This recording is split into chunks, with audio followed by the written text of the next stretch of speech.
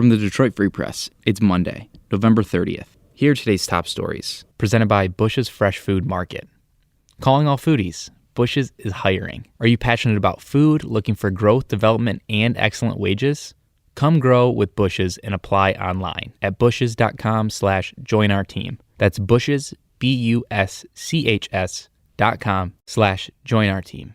For the Detroit Free Press, I'm Kerry Jr. II. Coronavirus case numbers continue to climb after Thanksgiving weekend. On Friday, the state reported a two-day total of over 17,000 new cases. 172 deaths were reported, with 108 coming from a review of death certificates. As of Saturday, Michigan reported an average of 6,700 new cases and 80 new deaths over a 7-day period. That's lower than the previous week's average of 7,200 cases. In total, the state has reported just over 350,000 cases and 9,000 deaths since March. The 3-week shutdown issued by the state health department closed businesses and nearly doubled unemployment claims since its inception. Free Press reporter Adrian Roberts has more details. Adrian, thank you. Thanks for having me.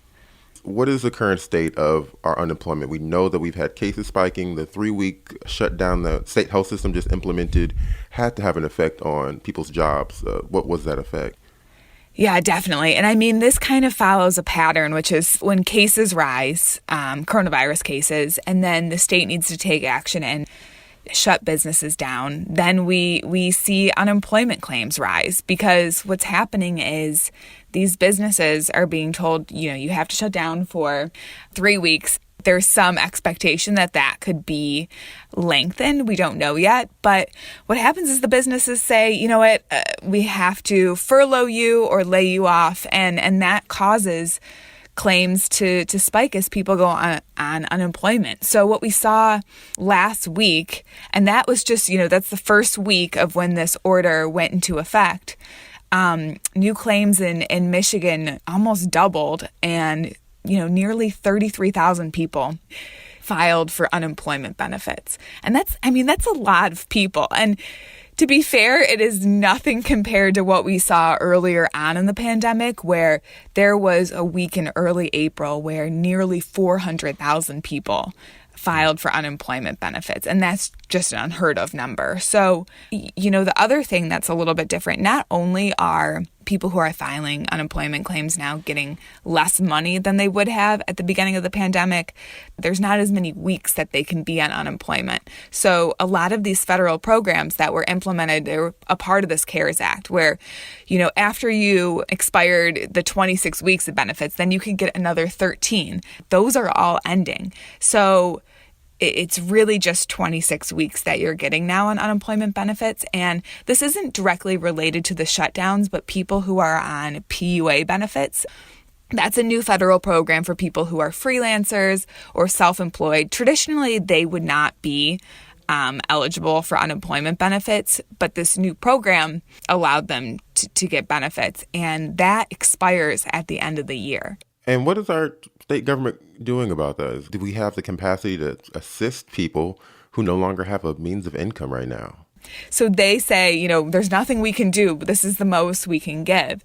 At the federal level, Democrats are really pushing for another stimulus package, but we don't expect to see anything passed with President Trump in office. So people who file now are just getting that, at most 362 a week, and that's really all they're probably going to see, at least for another month.